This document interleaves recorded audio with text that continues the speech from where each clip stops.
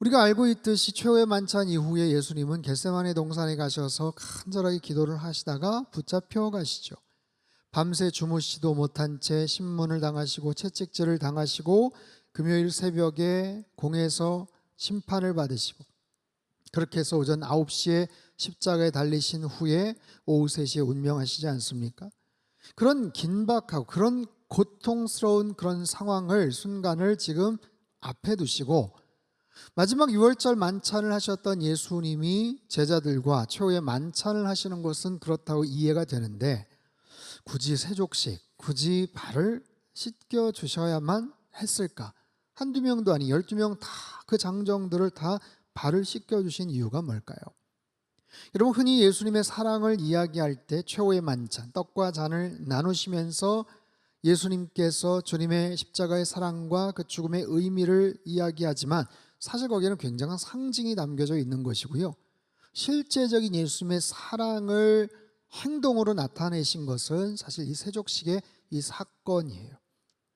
이 안에 담겨져 있는 예수님 사랑, 예수님 사랑의 원칙, 그 방법, 이유, 목적, 거기에 따른 결과, 이 모든 것들이 아주 빽빽하게 담겨져 있는 참으로 귀한 이 사건의 이야기들을 오늘 좀 살펴보려고 합니다.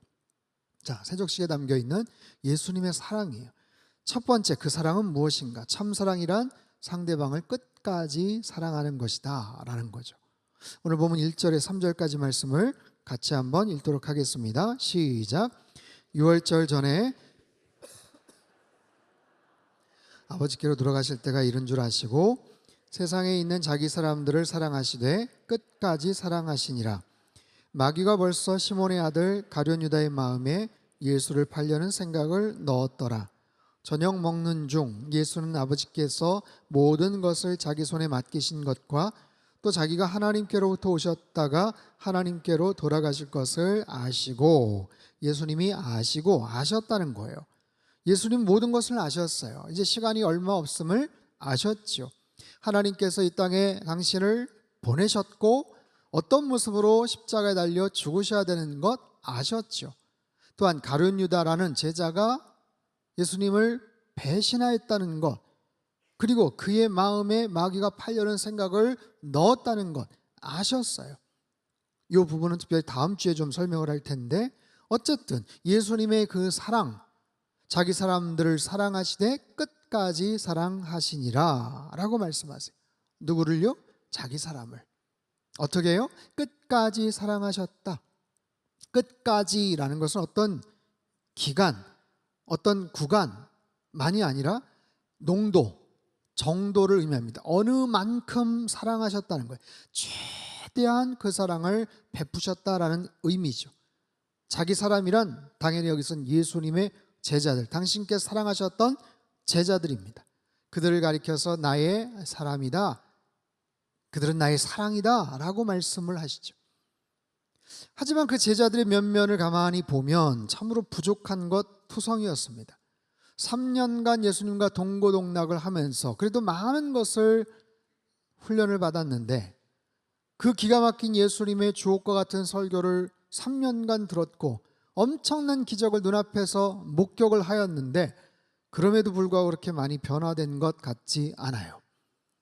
그저 마지막 순간까지도 서로 누가 크냐라고 다투던 사람들, 여러분 그 모습이 얼마나 한심합니까? 12명이 올망졸망 모여서 서로 누가 크냐, 뭐 크면 누가 더 크겠어요.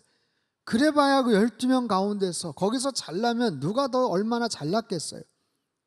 사실 더 어이가 없는 것은 그 중에서 누가 제일이냐, 아무개보다 누가 더 낫냐, 뭐 이것을 가늠하고 순서를 매기는 것 그 자체도 웃기지만, 그렇게 순서를 정하고 더 어떤 우월한 의식을 갖고자 하는 그 내면의 그 마음 속에는 뭐냐면, 예수님이 특별한 메시아로 왕으로 입성을 하시고 로마 정부를 전복하시고 새로운 어떤 왕으로 등극을 하신다면 그 속에서 우리가 한 자리 해먹지 않겠느냐, 그 속에서 보다 더 좋은 포지션, 더 높은 자리를 맡아야 되지 않겠느냐, 아직까지도 그런 착각과 오해를 갖고 있다는 게 너무 기가 막힌 거예요.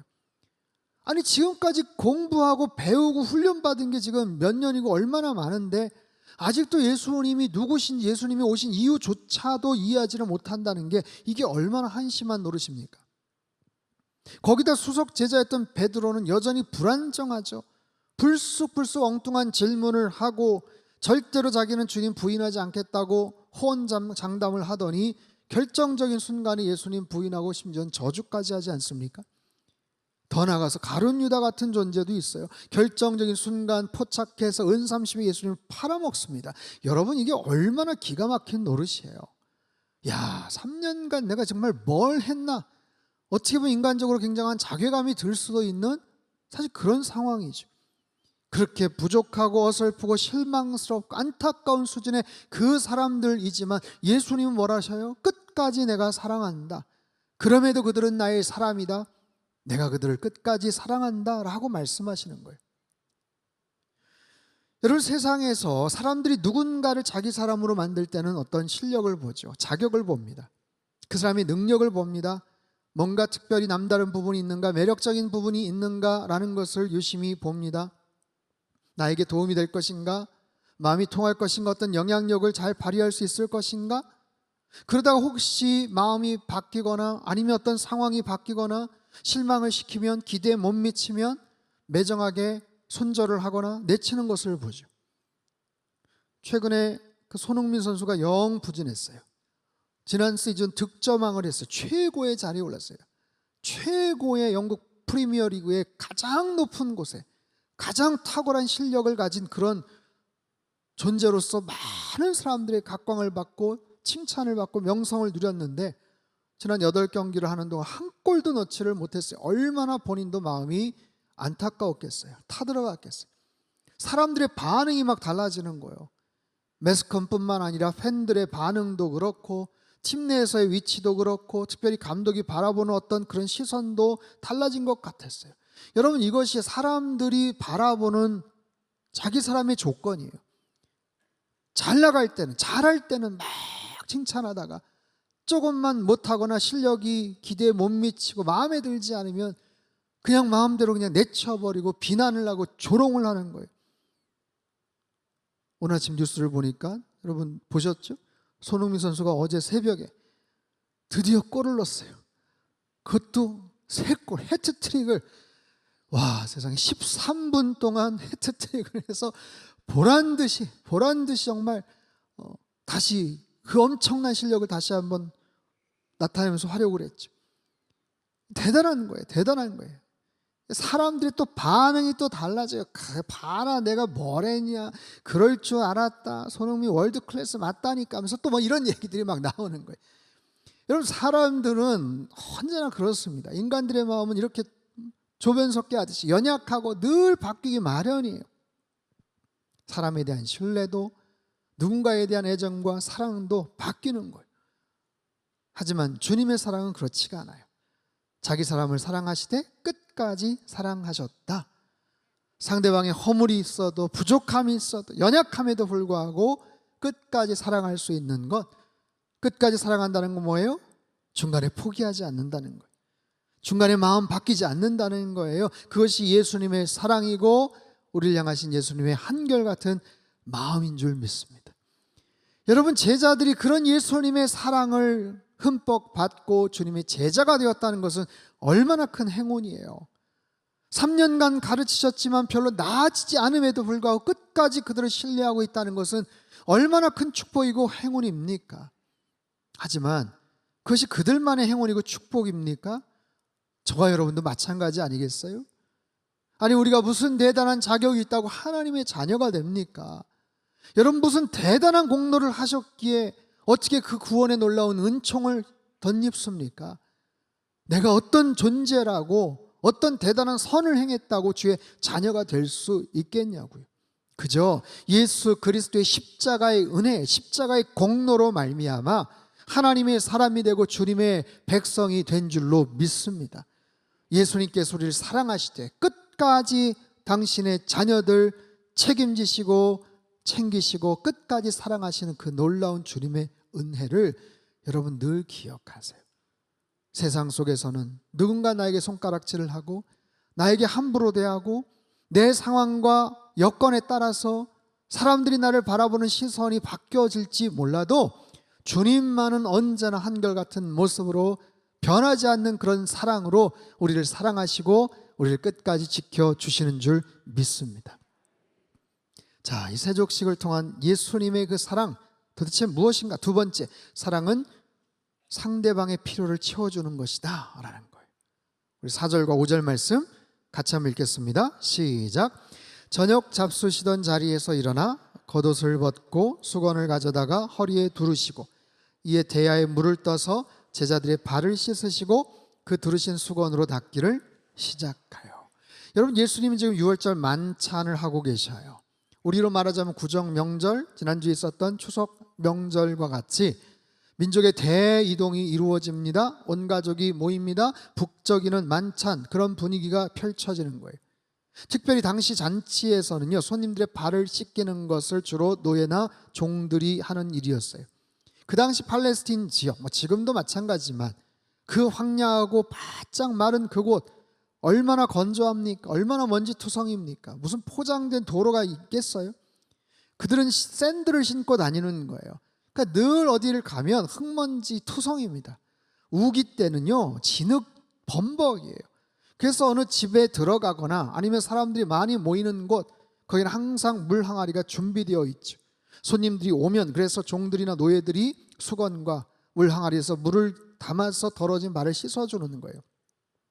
오늘 본문을 가만히 보면 수건도 넉넉했던 것 같고 물도 충분했던 것 같아요.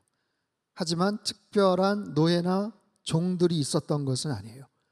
왜냐하면 이게 무슨 귀족 집안의 파티도 아니고 어떤 부자가 호스트가 되어서 예수님과 제자들 마지막 만찬이라고 초대한 것도 아니잖아요.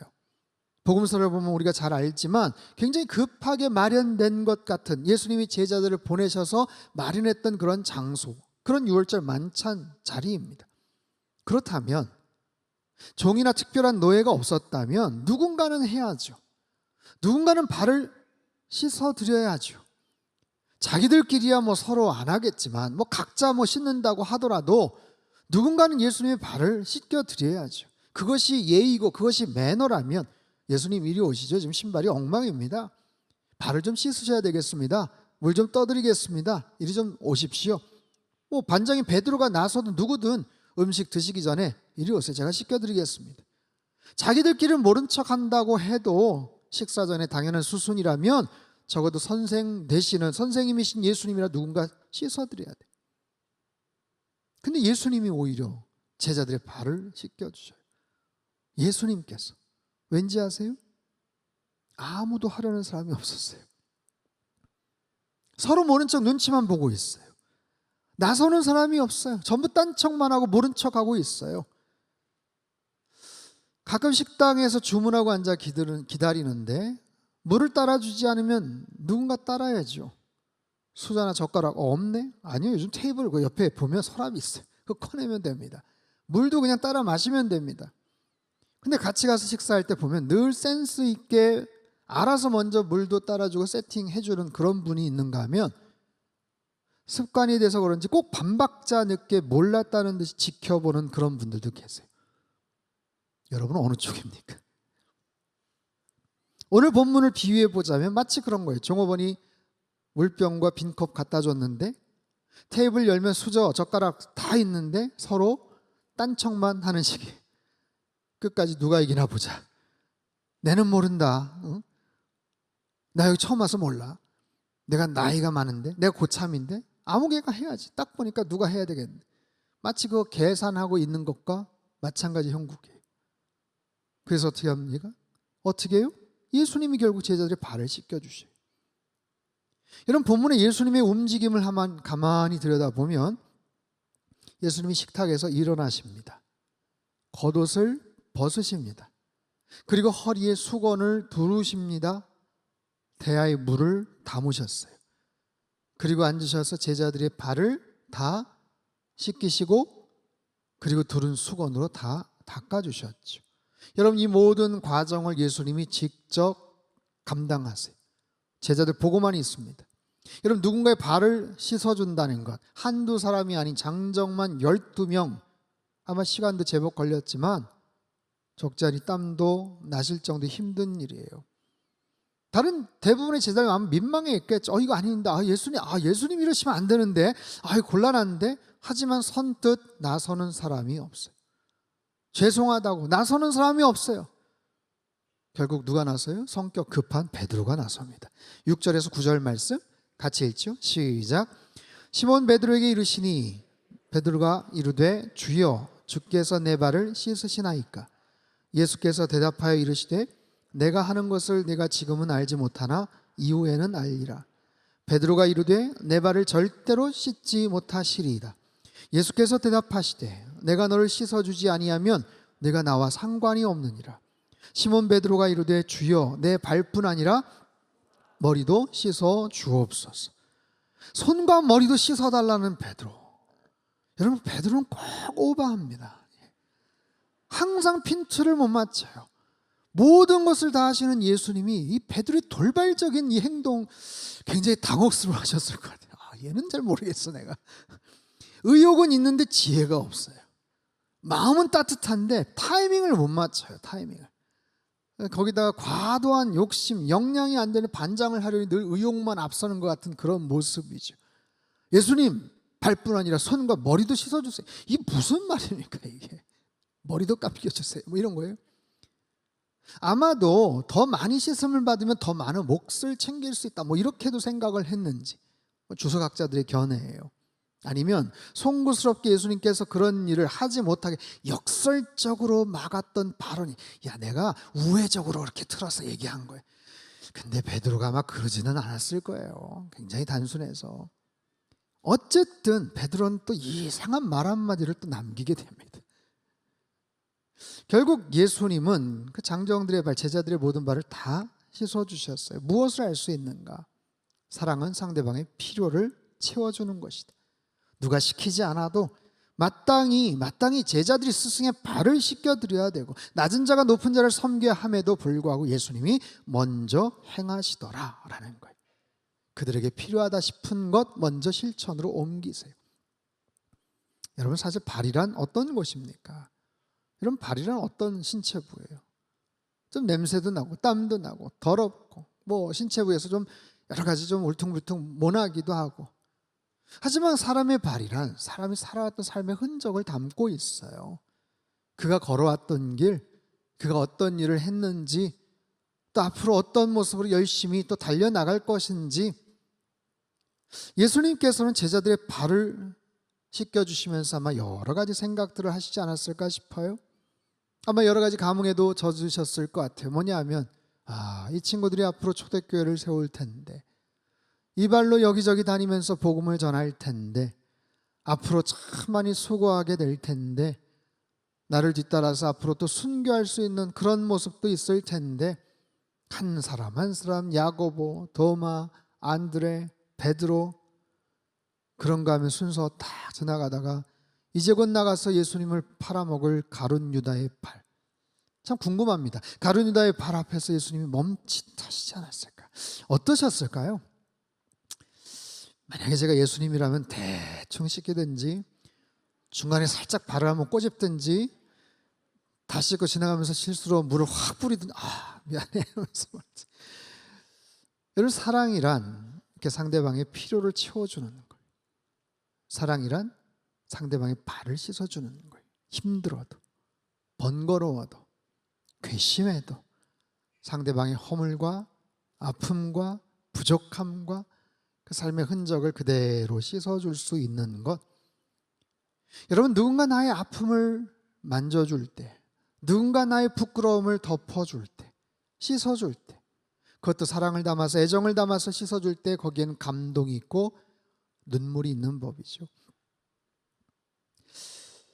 아버지 학교를 마치신 분들이 얼마나 계시는지 모르겠어요. 아버지 학교를 하신 분들은 잘 알겠지만 그 프로그램 중에 가장 하이라이트는 뭐냐면 남편이 아내를 초대해서 발을 씻겨주는 순서예요. 가정을 위해서, 남편을 위해서, 자녀들을 위해서 수고하고 애쓴 아내들의 발을 씻겨줄 때 많은 부부들이 함께 눈물을 쏟습니다. 미안하다고, 사랑한다고 고백을 해요. 제가 일전에 온누리교회 있을 때 장로님들 장립식을 하면 꼭 중간에 목회자들이 대야에 물을 가지고 와서 발을 씻겨드리는 순서가 있어요. 장로님들 한번 임직 받으시고 장립할 때마다 한 30명 넘게 이렇게 장립을 하시는데, 앞으로 수고하실 장로님들, 앞으로 애쓰실 장로님들의 발을 다 목회자들이 정성껏 씻겨드리고 닦아드리는 순서가 있어요. 저도 오래전에 제가 한번 말씀드렸던 것 같은데, 제 순서로 당시 주중대사였던 하나님에 대해서 김하중 장로님의 발을 씻겨드렸어요. 지금도 정확하게 기억을 해요. 10년이 훨씬 넘었는데도 그 당시에 검은색 얇은 나이롱 양말을 신고 계셨어요. 한쪽이 잘 벗겨지지가 않아가지고 애를 먹었어요. 유난히 피부가 하얗던 그 장로님의 발을 열심히 씻겨드리고 닦아드리고 발목을 꼭 붙잡고 기도를 해드렸어요. 귀한 장로의 직분 맡으셨는데 앞으로 가시는 곳곳마다 하나님의 영광을 나타내게 도와주십시오. 하나님, 장로님을 축복하여 주십시오. 제 발목을 꼭 잡고, 장로님 농담처럼 그러잖아요. 저에게 발목 잡히셨다고. 그래서 제가 부탁하면 안 올 수 없다면, 제가 캐나다에 있을 때 밴쿠버까지도 오셔서 집회를 하셨고 저희 상담교회도 2번이나 오신 적이 있지 않습니까? 주석학자 바클레이가 이런 얘기를 해요.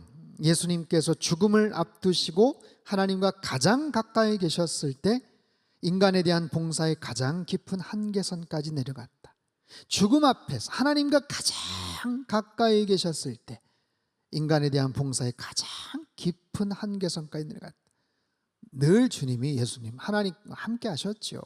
그 거리를 굳이 이렇게 표현을 한 거예요. 그 죽음이 가장 가까웠을 때 인간에 대한 봉사의 가장 깊은 한계선. 여러분, 그렇습니다. 예수님은 친히 제자들의 발을 씻어주시면서 참된 사랑의 본을 보여주셨어요. 참사랑이란 이런 거야.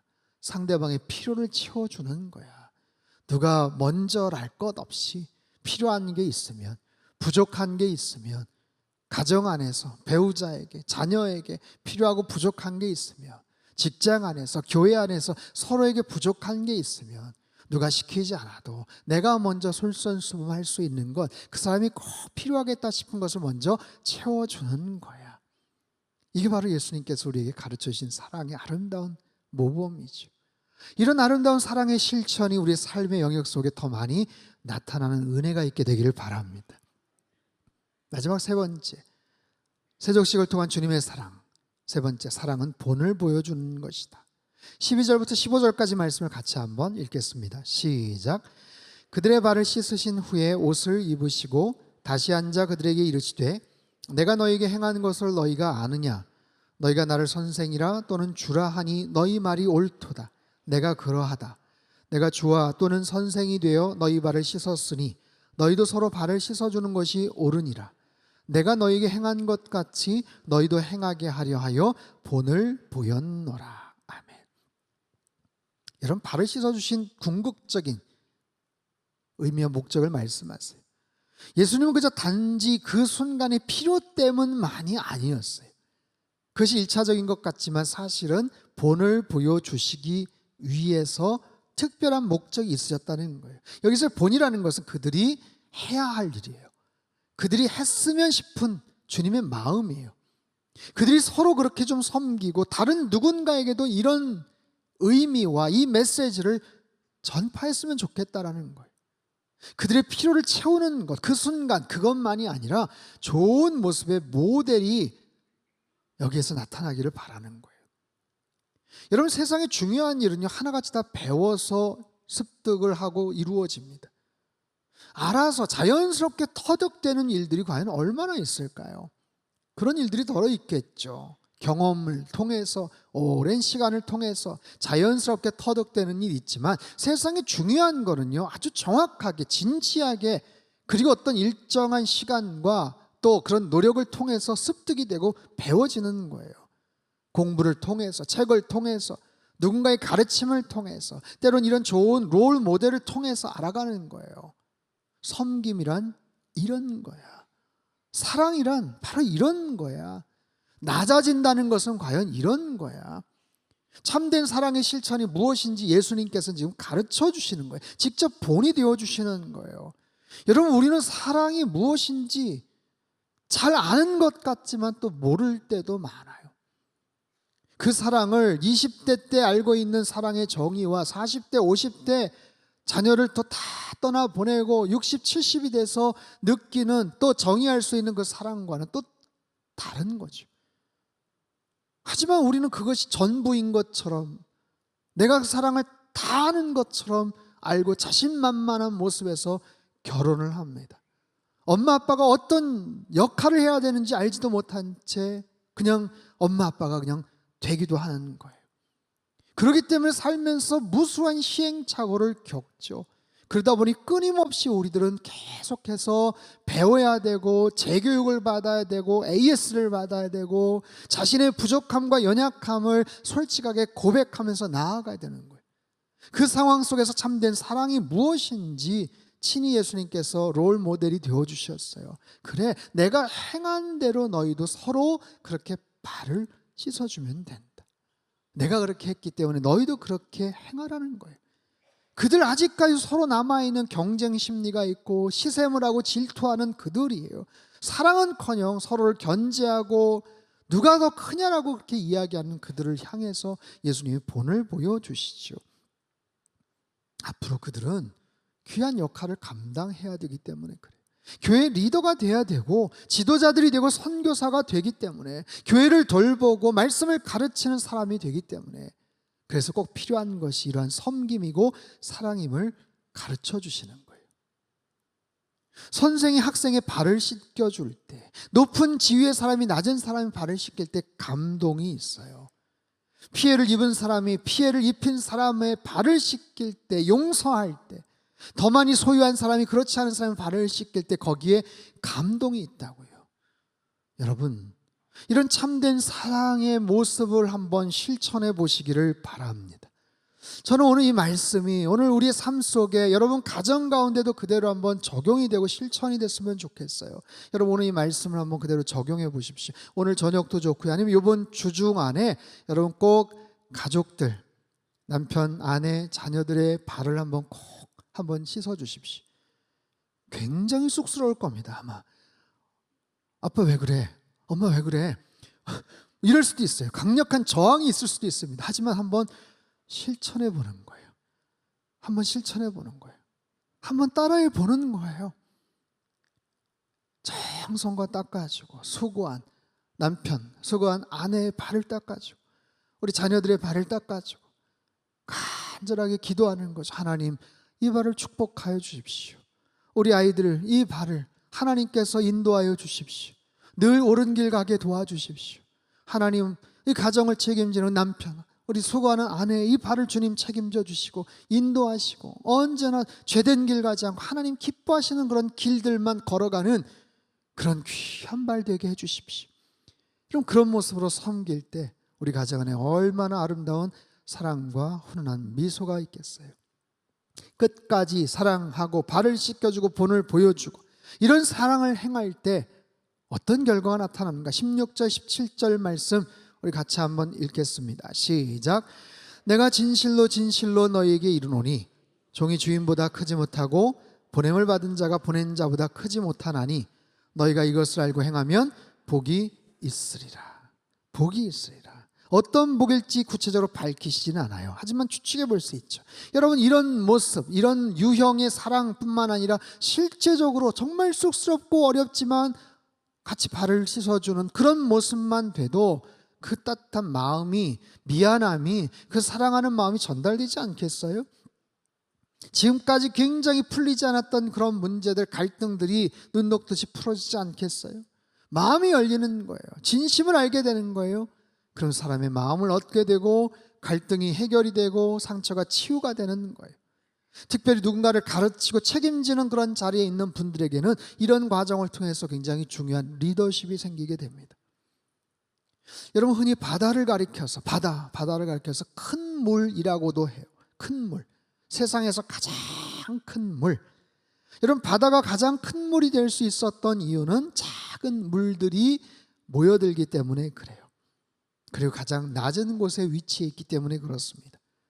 가장 낮은 곳에 있기 때문에 가장 큰 물이 될 수 있었던 것처럼 가장 낮은 곳에 우리의 마음을 두고 우리의 태도와 우리의 행동을 그렇게 취하게 되면 가장 큰 사랑으로 가장 많은 사람들의 마음을 얻게 되는 거예요. 사랑하는 성도 여러분, 오늘 본문의 말씀은 우리가 익히 알고 있는 말씀이지만 구체적으로 실천하기에는 꺼려지거나 용기가 나지 않을 수 있는 그런 말씀이에요. 하지만 주님 말씀하세요. 사랑이란 건 다른 거 아니야? 상대방의 필요를 채워주는 것부터 시작돼. 누군가의 발을 씻어주는 것으로부터 출발해. 먼저 좀 움직여봐. 조금 더 번거로울 수 있지만, 조금 더 쑥스러울 수 있지만 어려운 일을 하는 거예요. 좀 더 겸손히 섬기는 거예요. 그리고 어떤 특권이나 자기 주장을 말하지 않는 거예요. 자신의 필요보다 상대방의 필요를 채우고 누군가를 사랑하되 한번 끝까지 믿어보고 끝까지 신뢰하는 것. 이 말씀을 한 주 동안 한번 잘 적용해 보십시오. 여러분, 누군가 같이 식당에 가면 먼저 테이블 세팅부터 하세요. 네, 내가 테이블 세팅했으니 오늘 식당 밥값은 네가 내. 뭐 이게 아니라 계산도 먼저 하셔요. 집에서도 설거지거리 쌓이면 먼저 가서 하고, 쓰레기 더미 막 있으면 가서 버리고, 음식 쓰레기, 지금 저한테 하는 얘기예요. 저한테 음식 쓰레기 먼저 가서 갖다 버리고, 막내하고 막 싸우지 말고 먼저 가서 버리고. 하기 싫지만, 번거로울 수 있지만, 귀찮을 수 있지만 누군가 하겠지가 아니라 상대방의 필요, 서로의 필요를 먼저 채우는 것. 가정만이겠어요? 여러분, 직장 생활이나 사회생활에서도 이런 태도와 자세를 가지고 한번 시행해 보십시오. 처음에는 손해를 보는 것 같고 나만 맨날 손해를 본다, 그럴 것 같지만 그렇지 않아요. 그것을 통해서 주님의 사랑이 나타나고요, 그걸 통해서 사람들은 여러분들에게 모이게 됩니다. 평판이 달라집니다. 여러분을 바라보는 시선이, 마음이 바뀌어질 거예요. 누군가를 사랑하되 끝까지 사랑할 수 있는 마음, 그들의 필요를 채워주며 발을 씻겨줄 수 있는 그런 섬김의 자세, 그런 모습으로 열심히 사랑과 섬김을 실천하는 우리 상당교회 생명을 살리는 선교적 교회 되시기를 주님의 이름으로 축복합니다. 오늘 이 말씀 그대로 삶의 영역 속에서 실천해 나갈 때 이번 한 주간 우리의 가정 가운데 놀라운 하나님의 사랑이 펼쳐질 거예요. 주님의 은혜가 위에서부터 이슬과 같이 흘러내릴 줄 믿습니다. 그런 놀라운 은혜와 사랑으로 말미암아 묶였던, 해묵었던 여러 가지 갈등이 다 풀어지고 관계가 회복이 되고 사랑과 은혜가 넘쳐나는 복되고 귀한 이번 한 주간의 삶이 되시길 주님의 이름으로 축복합니다. 하나님 아버지, 감사합니다. 예수님께서 십자가를 앞에 두시고 참으로 귀한 사랑의 실천을 보여주셨습니다. 단지 그 순간 어떤 필요를 채우시기 위함만이 아니라 이것이 하나의 본이 되었으면 좋겠다 말씀하셨던 주님, 예 주님, 이 말씀 그대로 한번 저희가 적용하고 실천하기를 원합니다. 가족들에게 실천하게 하시고 적용하게 도와주시고, 쑥스럽고 용기가 나지 않을 수 있어도 이번 한 주 동안 우리 상당에 속해 있는 모든 믿음의 권속들 가정 가운데 이런 아름다운 사랑의 회복이 있게 하여 주시옵소서. 은혜가 넘쳐나게 하시고 깨어진 관계, 어색했던 여러 가지 상처 아픔들 관계가 다시 다 해결되고 주님 안에서 한마음 되게 도와주시옵소서. 주님의 사랑을 온전하게 실천하는 하나님의 백성들, 선교적 교회 되도록 축복하여 주옵소서. 존귀하신 예수님의 이름으로 기도합나이다. 아멘.